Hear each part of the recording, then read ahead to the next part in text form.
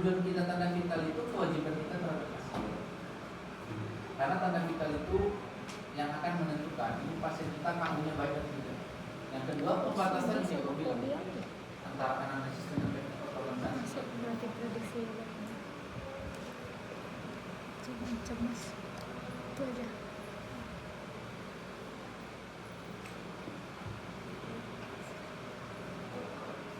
Oke, nah kalau memang nggak ada, ini kan terakhir kali lesson apa? Jadi aku mohon maaf ya, kalau saat Bapak mengajar mungkin ada yang mau tenang, kalau kata-kata yang salah. Terima kasih atas kesempatan dan kepercayaan. Satu pesan aku untuk kalian, kalian pasti koas, dan koas itu pasti akan berjalan dengan lancar, nilai bagus. Koas kudus ini manja. Kenapa abang bilang manja? Nilai kita bagus, koas kita lancar-lancar aja. Selagi kita disiplin ya. Kalau kita nggak ada, tapi kalau kalian percaya kamu, ada potensi di mana kita lupa diri. Ada potensi sih. Kita lupa diri dalam artian apa? Selama ini aku kuliah, aku harus mempersiapkan ujian dulu. Aku harus posisi, aku punya tugas, aku harus belajar. Tapi di koas itu enggak. Udah aku santai-santai aja, pulang ke kadang cepat, nilai aku bagus. Ada potensi lupa diri itu artinya apa? Tiba-tiba ya kan kasih koas santai-santai main, santai-santai main, tiba-tiba udah UKM, PPT. Disitulah baru depresi. Disitu baru terbalik dunia. Nah, jadi saran abang adalah bukan berarti abang nyuruh kalian belajar PPT dari awal, tidak. Nanti kalian jenuh. Tapi kalian harus kasih batas di diri kalian. Bahwasanya lingkungan ini sebenarnya nggak baik-baik aja. Lingkungan itu sebenarnya nggak baik-baik aja. Apalagi lingkungan yang laki-laki. Abang tahu semua. Makanya kalian kasih batas di diri kalian. Bahwasanya ya aku datang kerjakan tugasku.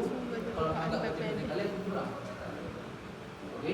Yang terakhir jangan pernah lupa. Step kalian koas itu ada, yaitu yang akan menentukan kalian bisa praktek atau tidak. Namanya UKM PPT. Kalau itu nggak lulus, nggak bisa praktek. Nilai yang mau diperebutkan itu cuma 66, cuma dari 150 soal minimal benar 99. Biar aman benar 100. Bisa itu kalian lulus, one shot bisa. Tapi hati-hati, dia bang bilang tadi, lupa diri, tiba-tiba udah ujian.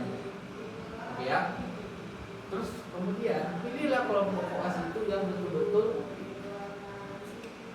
gini. Kelompok koas itu pasti berantem. Abang bilang satu halaman ya. Abang banyak kali dengar cerita anak dulu satu di Beko, pecah kongsi. Itu abang kesal banget. Bagi abang terlalu cair, terlalu anak-anak. Karena kalau sekali salah menderitanya 2 tahun. Bayangkan hampir 2 tahun kita koas, hati tersiksa.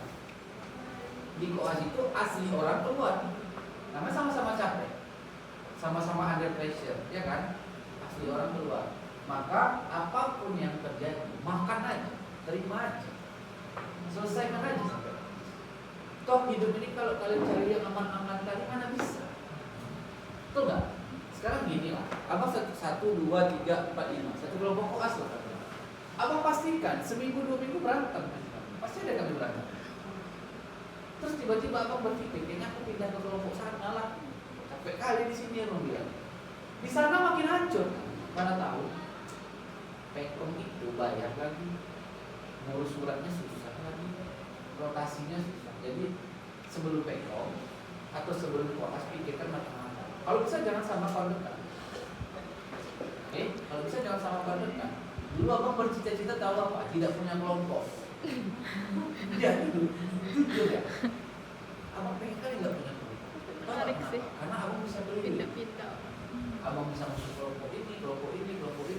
Tapi ada aja kawan abang yang macam. Sehingga apa? Pilih ini, terima juga.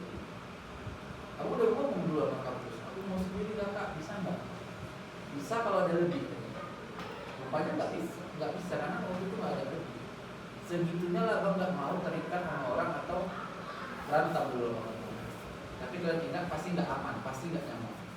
Oke? Dan mungkin itulah ya. Mungkin kita zoom mungkin di hari Kamis atau Jumat.